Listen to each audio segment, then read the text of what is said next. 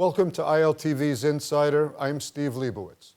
Count me among the war-weary, not as utterly drained as those on the front lines of this 95-day war in Gaza, those grieving for loved ones lost in the October 7th Hamas rampage, those lost IDF soldiers and reservists who have fallen in Gaza and also on the northern front, the many hundreds of wounded and their families now facing lifetime challenges, and of course the hostages held in Hamas activity, those still among the living and their desperate families. All of this and 200,000 some Israelis uprooted from their homes for the last 3 months, and the thought that the return home is somewhere in the future. Those reservists and soldiers who left families months ago and are fighting bravely in Gaza and other fronts to serve and bring back a sense of security and deterrence to the nation.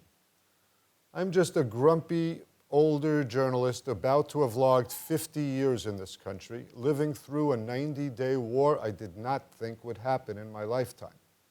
It began with the worst day in Israeli history, searching now for analysis about the situation that's both honest and accurate and interesting for viewers. Fortunately for me, I'm joined by two people whose opinions always make me think and consider. Ambassador Jeremy Issacharow is former ambassador to Germany, Israeli ambassador to Germany. He served as Vice Director General of the Foreign Ministry. Yossi Klein Halevi, a best-selling author and journalist. Yossi, let me start with you. I think you and I have both experienced a similar exhaustion 90-plus days after October 7th. You were on this broadcast earlier on in the war. We're more than 3 months in. As a brother, lifetime Zionist activist, tell me, where are we at now? This is well, first of all, it's wonderful to be with you, Steve, to be back with you, and Jeremy, always a pleasure to be with you, see. I think we're at one of those turning points in the war in several ways. First of all, on the battlefield, the nature of the fighting apparently is shifting from high intensity, massive front all over Gaza to more of a pinpoint war, which will involve special forces rather than large numbers of reservists. We're also perhaps at a turning point in the ongoing low intensity war with Hezbollah on the northern border. And I think that that's really important for people abroad to understand, because this is not just the Israeli-Hamas war. This is really the Israeli-Iranian war. And this is a war that could move from front to front. We may find ourselves confronting the Houthis in Yemen, Iranian Revolutionary Guards in Syria, and of course the Syrian front is ongoing. We may, for that matter, find ourselves eventually in a direct conflict with Iran. I personally don't think that that's avoidable. And so we are, first of all, at a moment of truth on our various fronts. At the same time, today we find ourselves on trial for the outrageous accusation of genocide in the International Court in The Hague. And that's another front in the war against Israel. The front against Israel's legitimacy, which as of today has now taken a major step forward. And, it's like the accusation against Israel for apartheid. You throw out the accusation, and that lingers in the public space. And then we find ourselves having to permanently prove that we're not an apartheid state. And in the same way, we're now going to have to constantly disprove the accusation, which is criminal in itself, that the Jewish state, which is fighting against the genocidal regime, is committing genocide. Ambassador, let me turn to you. In your latest blog, you wrote that victory in this war rests on compromise with the Palestinians. Prime Minister Netanyahu says, no Hamastan, no Fatah land. U.S. Secretary of Blinken is back for a fifth time. Apparently, this time he's bringing some tough love. How do you expect those meetings to go? Well, thank you, Steve, and it is a pleasure to be with you and with Yossi. I would answer it like this. And your opening remarks, I think, faithfully reflected the trauma that we've been going through since October 7th. This is not just a trauma that happened one day and now we're responding, but it's something that is happening every single day. And only this morning, 9 Israeli soldiers were killed in a horrific incident, and it's these sort of things that we are living with day by day, also with the hostages, and how this war is also expanding in the same way that Yossi mentioned. So I'll explain what I meant about thinking about where we're going. And while this is a time of great emotion, we have to think with our heads and not just with our hearts. And we have to analyze the situation very carefully. We have to see that the situation in Gaza is not going to be over soon. We're heading into the winter. There's going to be a massive humanitarian crisis in Gaza. There's already an increasing humanitarian crisis also within Israel in the south and in the north. We are fighting also in Lebanon with Hezbollah. The situation in Syria, we're active there. We are also dealing with the Houthis and dealing no less problematically with Iran. Now, on all of these different fronts, we're going to have to be highly coordinated with the United States. And one of the last things I said in one of the things I wrote is the last front we need to open is with the US. We have to be sensitive to what the US is, how they're seeing the situation, how we can help in terms of addressing their concerns regarding Gaza, how they can help in terms of the situation in the north in deterring Hezbollah, and also creating possibly a diplomatic solution to moving Hezbollah away from the border. But no less important is that every day that goes by, the Iranian nuclear program has never been so far advanced. And, there's a lot of talk always about the day after. And I think that's a very wrong thing to look at.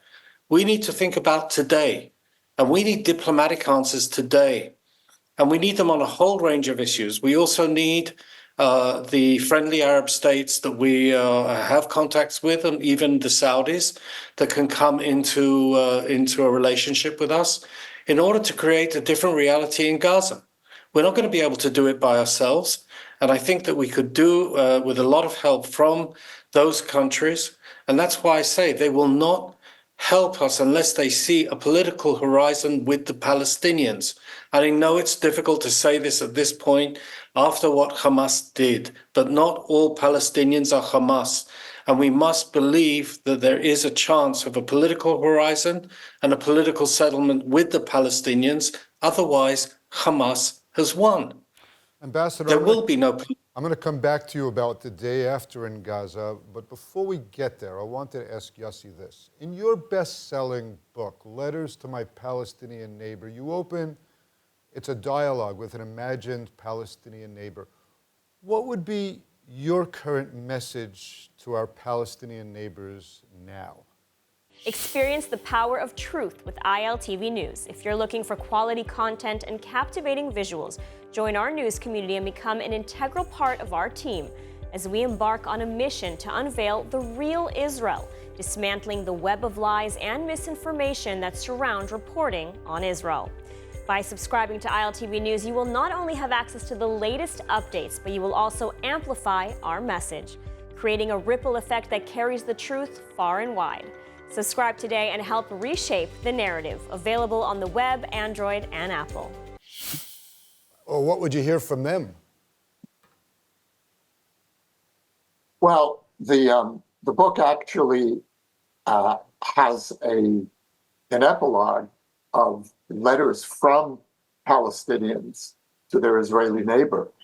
I invited Palestinians to respond, and in the paperback edition of the book, there's a substantial collection of responses. So I don't have to really just speculate. I've also been in touch with some of the people who responded to me since October 7th. Since October 7th, you have responses.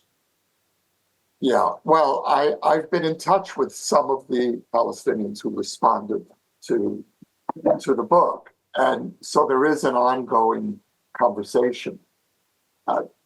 The message that I would give to the Palestinian people generally is that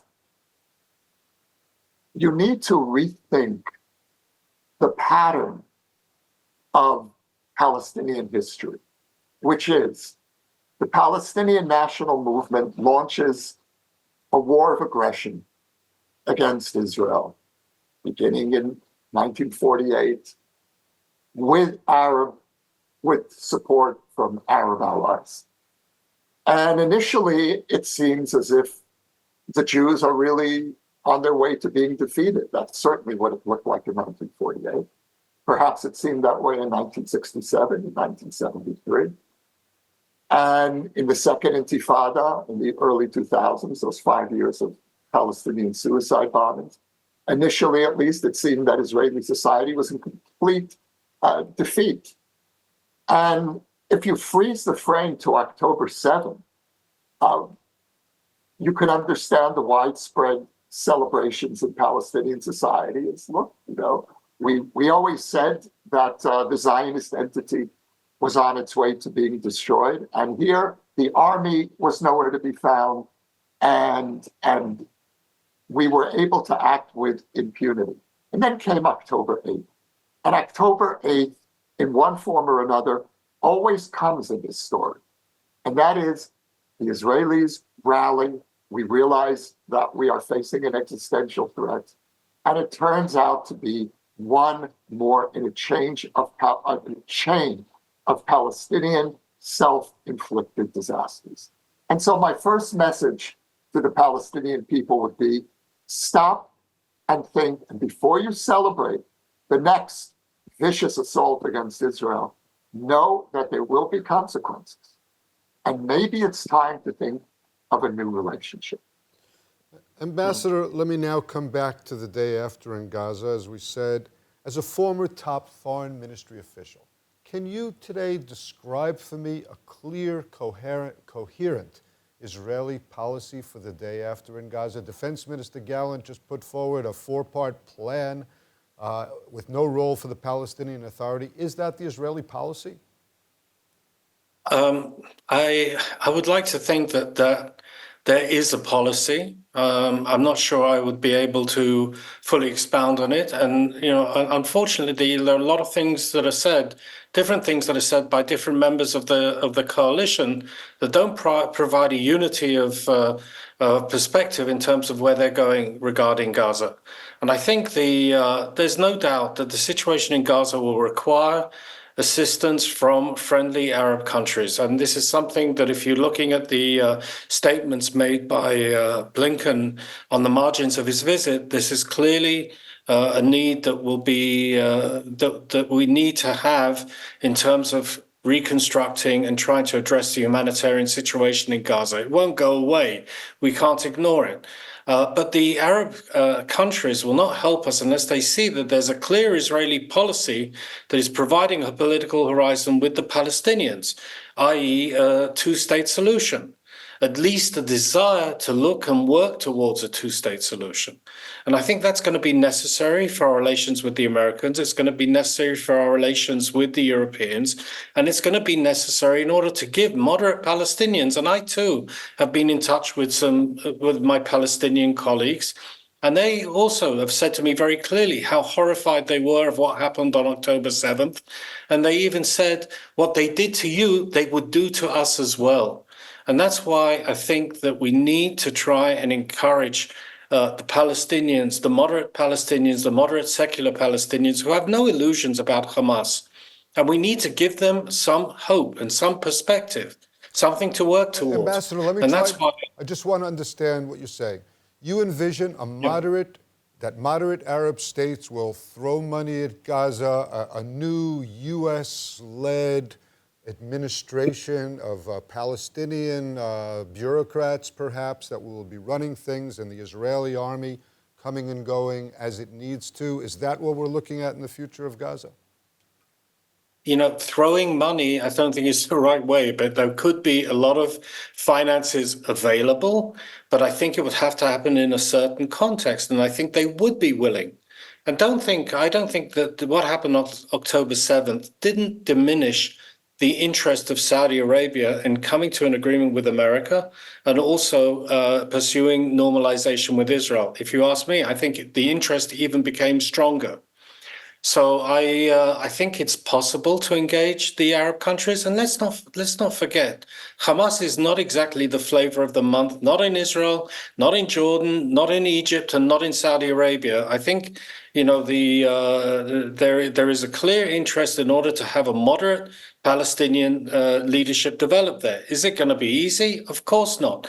But we also have to think in terms of where our wider and longer term perspectives are going to be, not just about today. And, the day after policy is really relevant now at this point in order to deal with this situation as it's unfolding today on the ground. Yossi, excuse me for being provocative, but let me ask you this. Tel Aviv was not abandoned by Trumpeldor in 1920. The Etzion bloc wasn't evacuated in 48. Certainly, Israel had no thoughts of moving civilians in 67 or 73. We've withdrawn entire civilian populations, not for days or weeks, but now for more than 3 months and no end in sight. Is the Zionist dream of settling right up to the borders no longer relevant? Maybe we should just think about moving Kiryat Shmona and Sderot and giving up on that idea. Well, Steve, that's exactly one of the issues that I would define as long-term existential that's on the table, that's at stake in this war. And if we find that whole parts of this small country are uninhabitable in the south because of Hamas, in the north because of Hezbollah, and let's not forget that 100,000 plus Israelis have been evacuated from the north. It's not only from the south. Then I think that we will find that this country in the long term will not be viable. And so when Israelis define this war as existential, we don't mean that if Hamas remains in power at the end of this war, that Israel will be in any immediate existential danger, but that this is the beginning of a long-term process that will lead to the unraveling of the most basic trust that Israeli citizens have in their government, in their army. And that's why we can't lose this war. The goals of this war that have been laid out by the government, by the army, must, to one extent or another, be met. I just want to say a word in response to what Jeremy said. And Jeremy, I agree with you, certainly in principle, that we need to make clear that there is a long-term political horizon.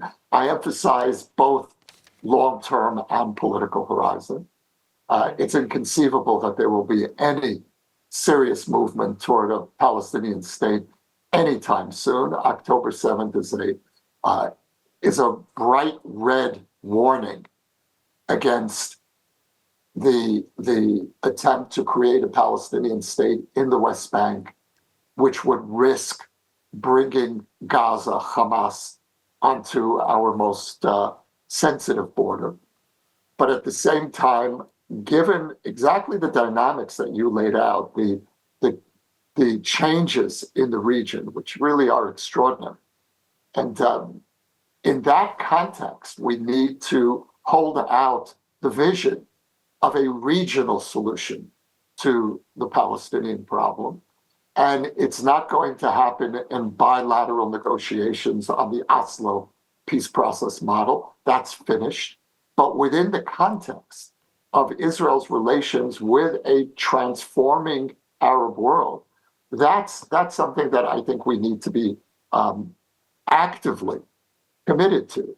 And the tragedy, of course, for Israel is that we have a government that is singularly incapable of helping us win the war for world opinion by doing what it needs to do. Yossi, we're almost out of time. I'd like to spend the whole 25 minutes just about the government, but we don't have time today. But I do want to get back with one more question, because I like the question that I wrote for the ambassador, and that's this. In the movie The Good, the Bad, and the Ugly, there's a scene in which the guy with the gun pulls it out and shoots a guy, and he says, when you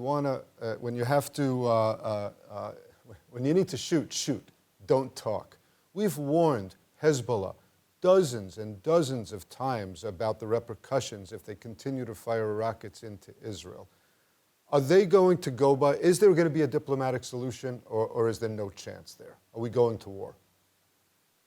First of all, I'd like to say that I don't think there's any disagreement between me and Yossi, because I think there's clearly, when I say a two-state solution, we're talking very long term. It's going to take time, but that doesn't mean we can't start thinking of putting some horizon there. In terms of Lebanon, look, I think October 7th puts a very tough question to Israeli national security people. Up till now, we've sort of taken, when we look at our adversaries and you look at their intentions and you look at their capabilities, and what happened on October 7th is that we looked at their intentions and we persuaded ourselves that they were deterred and therefore interested in governing Gaza and therefore not willing to upset the apple cart. And I said already, and I wrote this, that now we might have to think that if they have the capability, they will actually use it. And that's very much relevant to what's happening with Hezbollah. And if there is not going to be a diplomatic solution of moving them towards the north of the Litani, far north, which is not going to entirely solve the problem, but it's still going to be a vital aspect of getting our people back to the border town, which is a very crucial national security objective and existential objective from our point of view, then we will have to think of using, other means. It's a very serious proposition. Hezbollah is not weak. They have a range of different capabilities, and so we will have to deal with it. But we can't wait for them to create the agenda. I'm sorry we're out of time. I would love to continue the discussion. Maybe the three of us will just stay on for the next couple hours and talk it all out. I would like to do that. Unfortunately, it's all the time we have this evening. Thank you to our guests, author Yossi Klein Halevi and Ambassador Jeremy Issacharov. For more of the latest updates from Israel, make sure to subscribe to our newsletter at ILTV.tv. Let's win the war and bring them home. Thanks for watching, and shalom from Israel.